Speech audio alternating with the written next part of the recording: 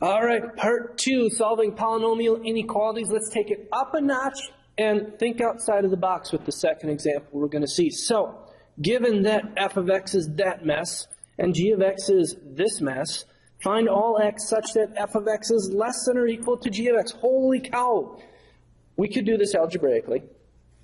We could write down this is less than or equal to that and get it equal to 0 and use our rational root theorem and do our synthetic division. But we're going to go ahead and we're going to use technology.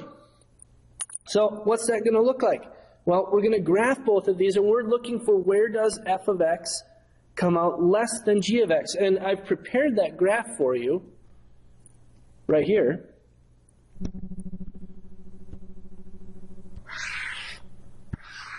So there's our f of x and g of x. And I want to know where is f of x smaller than g of x. Well, if we are looking at the graph, that's going to be, let's make sure I do this in the right order here. My f of x is the red one, so I want that to be less than. So that's going to be that part and that part there.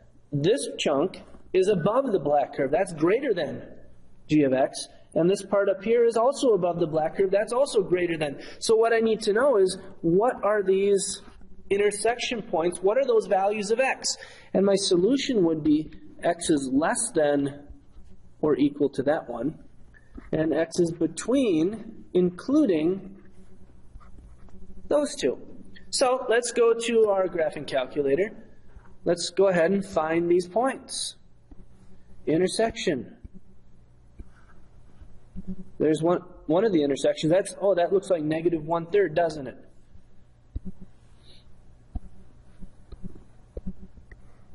Now, of course, if the directions to this problem said find the exact points of intersection, that's probably telling you that you need to do it without technology.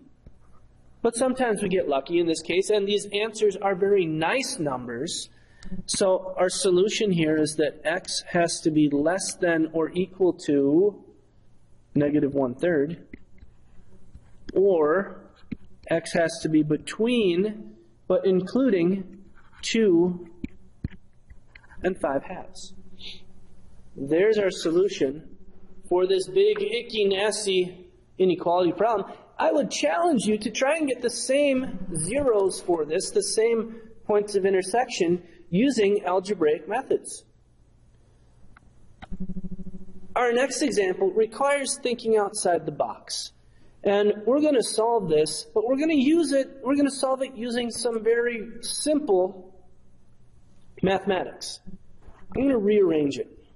X cubed less than or equal to 3x minus 2. Those are polynomials that I can graph very easily without any sort of technology whatsoever. X cubed, I know that graph. And then 2 is going to be 8, way up there.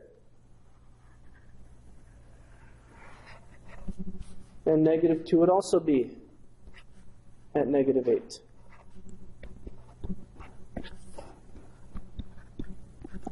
Well, the right-hand side, that's a line, guys. That has a slope of 3 and a y-intercept of negative 2.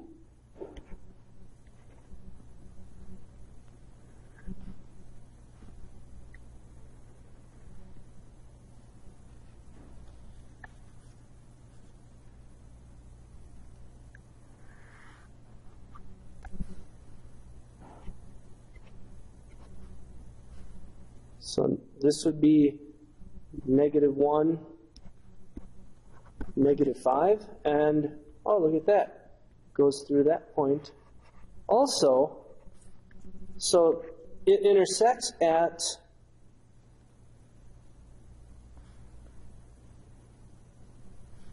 (1, 1) and negative 2, negative 8. So where is the cubic graph less than the line? Well, that's going to be this part down here. So we're looking at when x is less than, and we can use or equal to, -2. But there's also one other spot when it's less than or equal to. That's at x equals 1. So using this graph, we can get these solutions. If you didn't see that we could do this simply with these simple polynomials, it would be quick enough to graph this in a calculator and get the same information, or find the zeros of this polynomial using rational root theorem. But recognizing that we could look at it as a line and a cubic graph is a pretty quick, slick way to get to the solution.